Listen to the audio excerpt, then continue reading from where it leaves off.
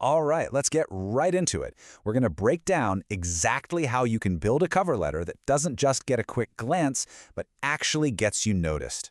This is all about turning a document you think you know into your most powerful career story. So first things first, a little gut check. I want you to think about the last cover letter you sent out. Was it basically just a paragraph version of your resume? If you're nodding right now, don't worry. It's probably the single biggest mistake people make. And today, we're going to fix it for good. This right here is the most important thing to get straight in your head. Your resume, that's the evidence. It's the facts. It lists what you did. But your cover letter, that's your story. It's where you connect the dots and explain why you are the perfect, undeniable fit for this specific job. It's your persuasive argument. And that's exactly it.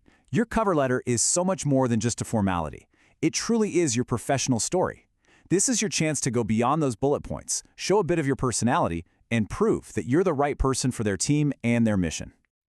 Okay, so let's start building this story from the very beginning. That opening paragraph. You've got, maybe 10 seconds to grab a recruiter's attention? So that opening line isn't just an introduction, it's everything. It's your first and maybe your only chance to make a really powerful impression.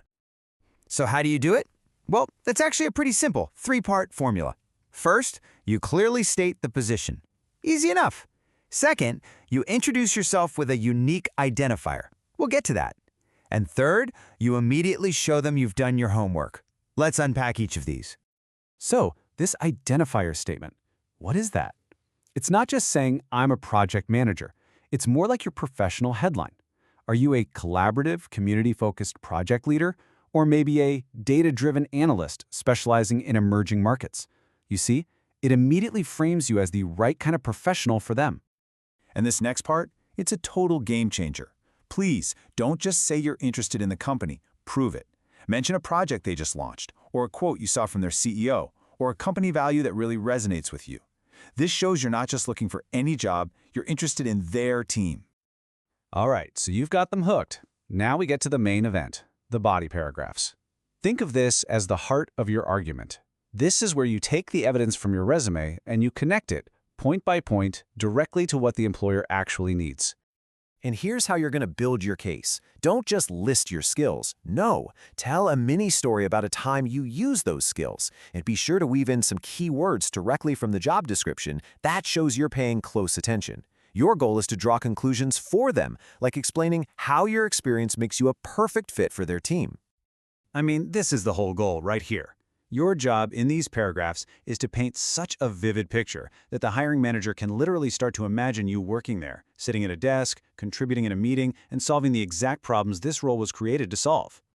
And what's the best way to paint that picture? With cold, hard data. Look, saying you managed a team is fine, but saying you managed a team of 5 to launch a product that captured 10% market share, that's unforgettable. Numbers provide concrete proof of your impact. Just look at that. A number like 25%, it just cuts through all the fluff, doesn't it? It's specific, it's measurable, and it's instantly impressive in a way that saying you significantly improved things just isn't. I want you to go back through your resume and find those numbers. They're golden. And hey, don't forget, your value isn't just about your day job. Did you take some relevant academic courses? Have you presented at a conference? Earned a special certification? These are huge assets that show your dedication. You've got to weave them into your story. Okay, you've built an amazing, compelling case. Now it's time to stick the landing. That final paragraph, it's not a place to be timid. It's a confident final statement that basically tells the reader what to do next. And just like the opening, it's a simple 3-part move. First, briefly summarize your key selling points. Second, include a clear call to action, which is you asking for the interview. And third, of course, always thank them for their time. Now, the most important thing here is the mindset you bring to it. And that mindset comes through in your words. You are not hoping for an interview. You are a qualified professional who is confident in the value you bring. This little shift in tone is subtle, but believe me, it is incredibly powerful. And here's exactly what I mean. I hope to hear from you sounds passive, almost like you're asking for a favor. But I am eager to discuss, that's active, it's confident, it's professional. It implies you expect a conversation because you know you have something real to offer. Always, always choose the language of confidence. We are so close. Before you hit that send button, let's just run through a final checklist. We got to make sure this thing is absolutely perfect. These are the little details that can make all the difference. Okay, let's do this rapid fire. Number 1, tailor every single letter. No excuses. 2, proofread, then find a friend to proofread it again. Typos can be a deal breaker. 3, keep it to one page. Be powerful, be concise. And 4, please, ditch the generic templates you find online. Let your own voice come through. And really, that's what this all comes down to. The whole point isn't to sound like some perfect corporate robot. The point is to sound like you, a competent, enthusiastic person who has a unique story to tell and real value to add to their team. So, as we wrap this up, I'm going to leave you with this one thought. Your resume, that's the evidence. It lays out the facts of your career.